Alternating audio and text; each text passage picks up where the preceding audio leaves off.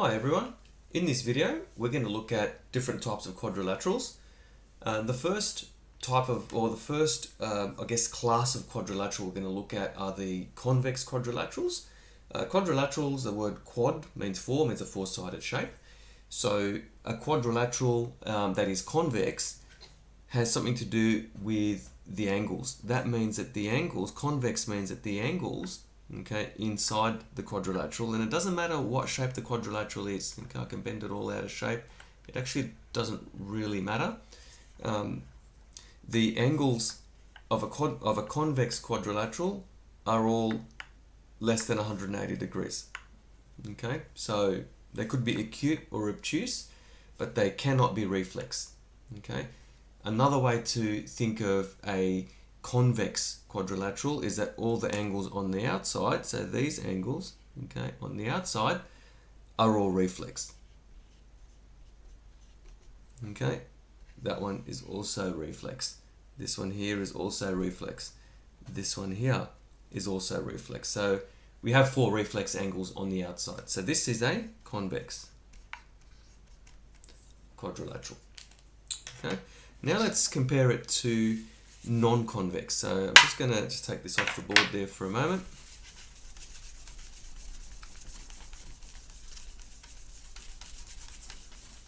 Okay. All right, and let's compare it now to non-convex. Okay. All right. So non-convex means that one of the corners or one of the vertices actually points inwards. Okay. Right. So what that means then is for the angles is you'll have one of the angles, instead of being reflex on the outside, if you remember the last shape that we had, which was like that, instead of all the angles being reflex on the outside and the angles on the inside being either acute or obtuse, okay, one of the angles now, instead of having the reflex on the outside, will have the reflex angle on the inside. Okay, so you actually have an angle that's actually bigger than 180 degrees on the inside. Okay, that is called a non-convex. Okay, all right, non-convex quadrilateral. Okay, and okay, that's sort of another way to look at it as well. I might just put that back just quickly. Is that instead of having four reflex angles, you're going to have, that's a reflex angle there. Okay, do you remember what reflex was? Reflex reflex angles are angles that are greater than 180 degrees, but less than 360, of course. That one's reflex. Okay, this one is also reflex, but this one, okay, this one's in fact obtuse. Okay, it could technically even be acute as well. Okay, so that's non-convex. Right, I think let's move on now to various types of quadrilaterals. Sorry, it's actually a magnetic board, so everything sort of sticks to this board. So just get rid of that, and let's have a look at some different types of quadrilaterals. Okay.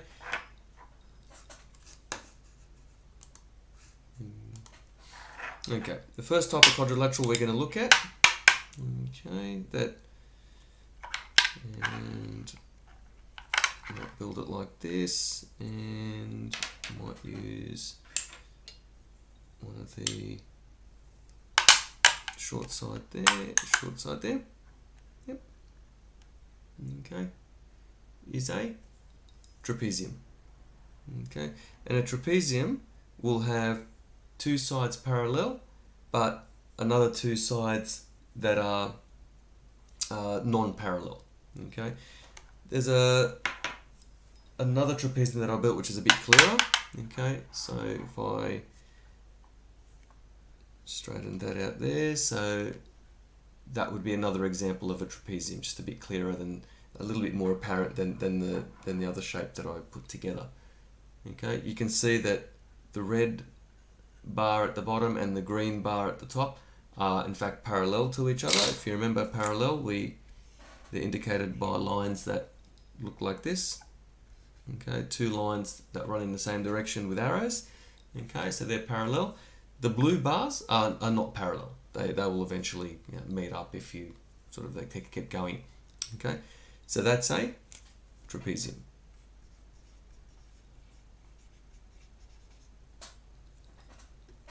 Okay, all right. Now, let's say then we decided to pull this one apart, and a trapezium, if we made the top bar equal to the length of the bottom bar, what do you think we get? What shape will we get? Okay, so you have to start thinking about what happens if I start to modify this shape. And if I make the top bar the same length as the bottom bar. Okay.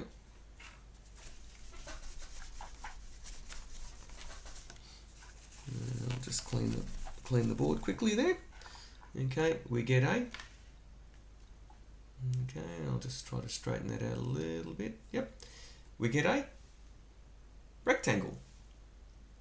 Okay, right. Now, I might just, for demonstration purposes, I'm just going to make the rectangle a little bit smaller. Okay.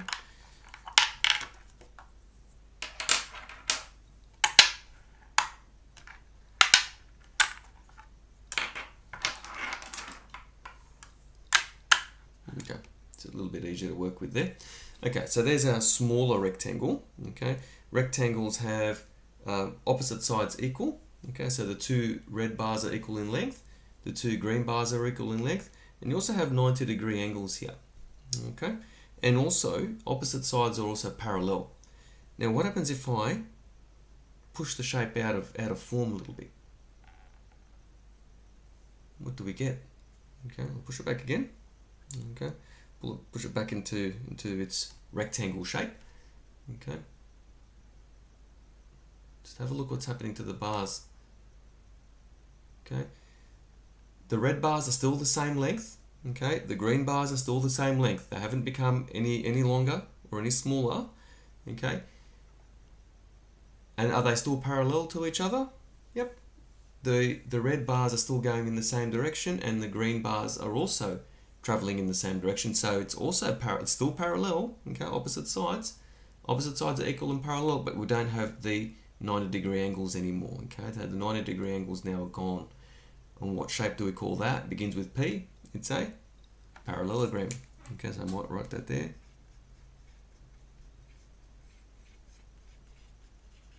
Okay, so there's our parallelogram. Okay, so a rectangle. Okay, in fact, I might just do this from the beginning. So it's a good thing to see. Okay, a rectangle. Okay, actually starts off as a trapezium. Okay, so there's our trapezium. If we make the top and the bottom the same length,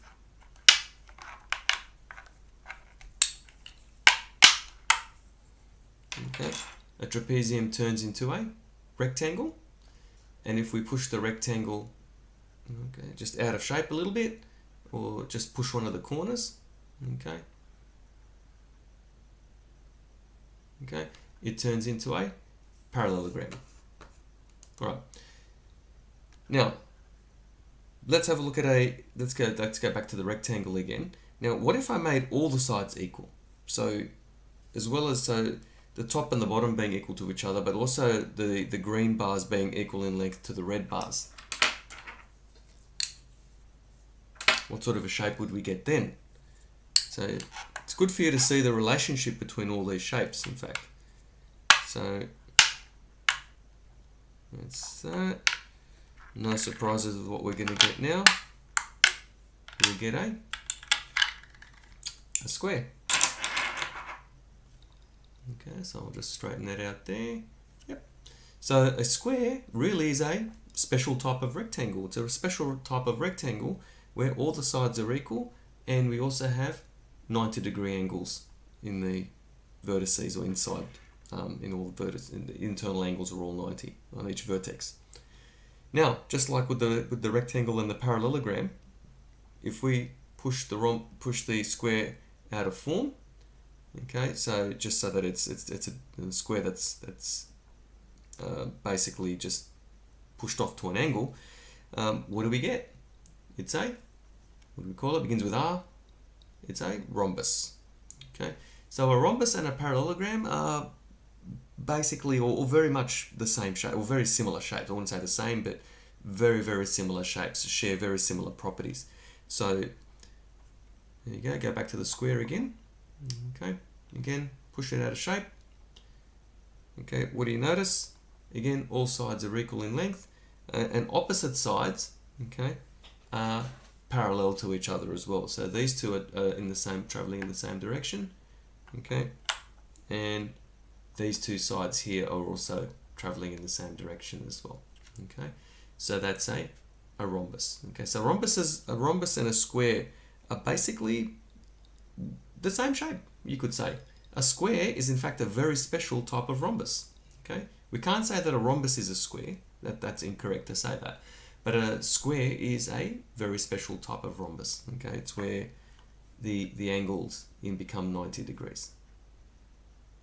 Okay, so there. Okay, and the last shape that we'll look at, now let's say we took two of the adjacent sides.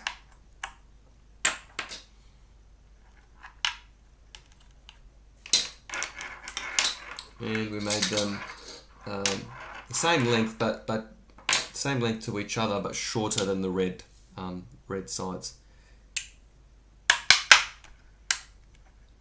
Okay, and what sort of a shape now have we got? Okay, we now have right, you fly one of these on a windy day, a kite.